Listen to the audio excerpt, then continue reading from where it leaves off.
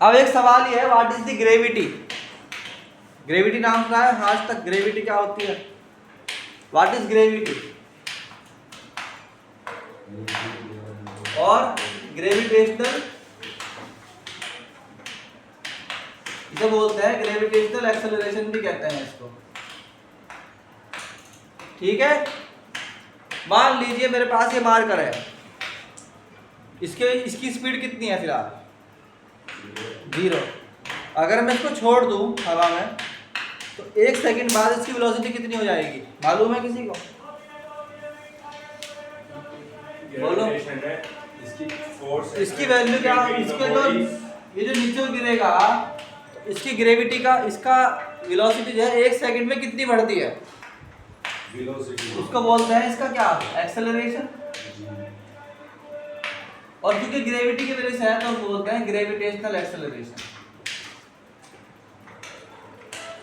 तो gravitational acceleration या फिर ग्रेविटी का मतलब क्या होता है? इसका मतलब क्या होता है? द एक्सेलरेशन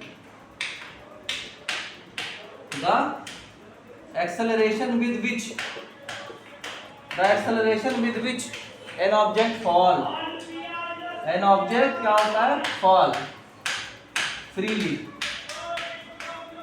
ठीक, फॉर एग्जाम्पल हम कहते हैं ग्रेविटेशनल एक्सेलरेशन कितना है तुम्हारा? g है। वी से दैट कि अगर एक ऑब्जेक्ट गिर रहा है और यहाँ पर टाइम बराबर है 0 सेकंड, तो 1 सेकंड बाद जब t बराबर 1 सेकंड होगा तो उसकी वेलोसिटी कितनी हो चुकी होगी? g। 2 सेकंड बाद इसकी वेलोसिटी कितनी होगी? 2g। और t बराबर 3 सेकंड है तो वेलोसिटी कितनी होगी? 3g। और t बराबर 4 है तो वेलोसिटी कितनी होगी? 4g। Understand not? 1 सेकंड में फ्रीली गिरने वाले किसी ऑब्जेक्ट की वेलोसिटी कितनी होती है?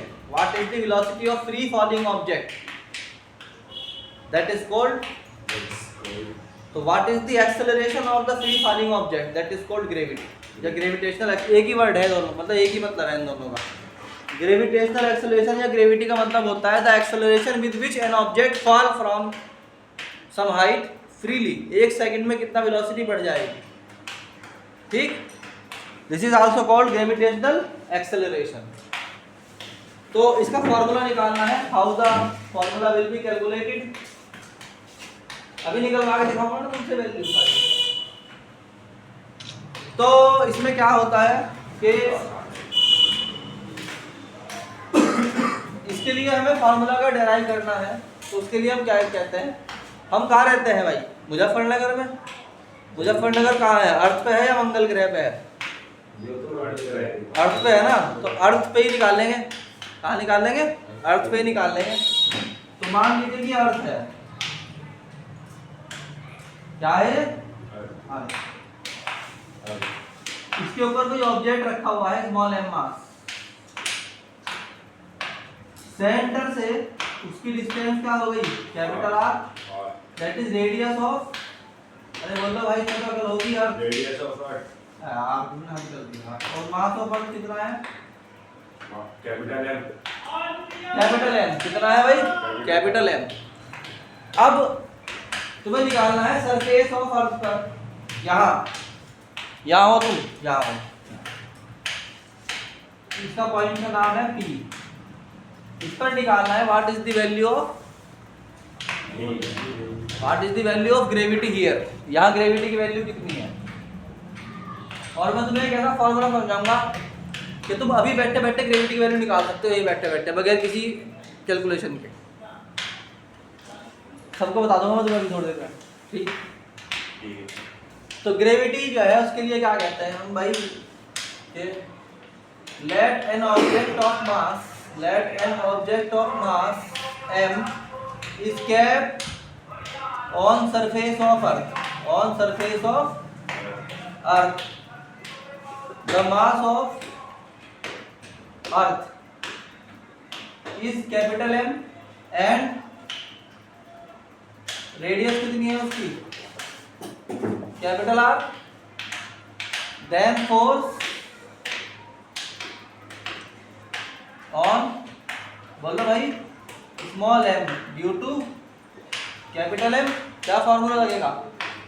F equal to G M M upon R square. अरे बताओ जी।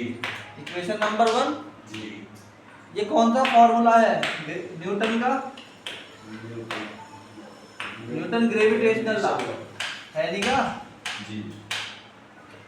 और according to Newton gravitation second law F equal क्या होता है? m में होता नहीं क्या? जी। अरे नहीं होता क्या? F इक्वल टू m में न्यूटन सेकंड लॉ नहीं है क्या? तो हम यहाँ पे क्या कहते हैं, एक ही जगह हम g लिख देते हैं। टेक हियर g, हमने यहाँ क्या ले लिया? टेक हियर g जी। टेक हियर फॉर एक्सेलरेशन ले लिया। जी। दोनों इक्वेशन में किसकी वैल्यू है? f की तो है, तो हम कहते हैं from equation 1 and 2 M G equal to किसका आ गया? G capital M small M upon R square. तो एम से एम गया। स्मॉल जी का फॉर्मूला याद कर लो, जी इक्वल होता है G capital M upon R square. Yes, नहीं याद आ रहा? आ गया। इसकी यूनिट याद कर लो, न्यूटन ये होगी मीटर पर सेकंड स्क्वायर। इसकी डायमेंशन क्या होगी? एल टी की पावर -2। सिंपल एक्सेलरेशन ही तो है ये। आई बात समझ में? अब कैपिटल जी की वैल्यू क्या थी? 6.67 × 10 की पावर -11। स्मॉल जी की वैल्यू क्या है? 9.8 अभी देखेंगे ना 9.8 आई कहां से दी हो, ये भी तो करना पड़ेगा ना। आपकी आई कैसे है? कहीं कहीं जब रखा है, देखे भी रखे हैं कि 10 ले लो। अब देखो भाई, तुम्हारे पास जो फॉर्मूला आया है वो क्या आया? जब चैप्टर शुरू करते हो तो पहला पेज हमेशा छोड़ दे करो चैप्टर का, लिख के चैप्टर का नाम बस।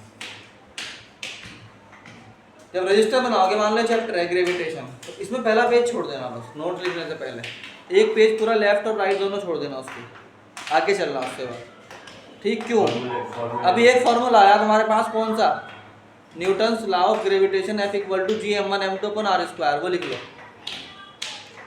फॉर्मूला नंबर 2 आ गया, small g equal to Gm upon r square. दो याद हो गए। तीसरी बात याद करने की क्या थी? कैपिटल जी का वैल्यू है 6.67 × 10। ये पॉइंट बना के याद कर लो। नहीं आई बात समझ में? तो हम कहेंगे भाई देखो, वैल्यू ऑफ स्मॉल जी, ठीक, वैल्यू ऑफ स्मॉल जी, इसमें हम कहते हैं स्मॉल जी का फॉर्मूला है Gm upon R square, where m is the mass of earth. यार पहले g की वैल्यू, g की वैल्यू तो मालूम है 6.67 × 10 टू द पावर -11 है ना, न्यूटन इनटू मीटर स्क्वायर पर kilogram square. Capital M is the mass of अर्थ। है किसी को याद मास ऑफ अर्थ कितना होता है? 6 × 10 टू द पावर 24 kg। याद रखना आज के बाद। मास ऑफ अर्थ कितना है भाई? 6 × 10 टू द पावर। हाँ बस याद कर लो इसको, आज के बाद याद रखना। मास of earth is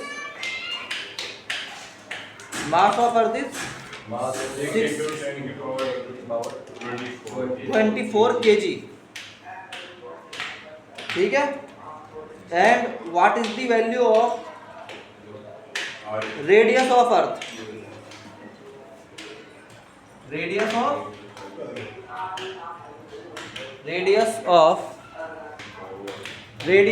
earth 6400 kilometre. Radius of earth is simple 6400। 6400 kilometre, 6400 kilometre. कोई प्रॉब्लम है क्या? क्या करोगे? 6400 × 10 टू द पावर 3 मीटर हो गया कि नहीं हो गया? मीटर। तो रख दो फॉर्मूले के अंदर, G equal to G 6.67 × 10 to the power -11, M 6 into 10 to the power 24 sir ये पुट सॉल्व करने की जरूरत upon R square, that is 6400 kilometre को 2 बार लिखो, into 10 to the power 3 into 10 to the power 3, सारे सॉल्व होने के बाद 9.81 आएगा मीटर पर second square. This is the value of G. तो ये वैल्यू ऑफ ग्रेविटी है, बट ध्यान रखना there are some difference between capital G and small G, उन्हें याद रखना बहुत जरूरी है। ठीक है, अब वो समझाते हैं क्या है।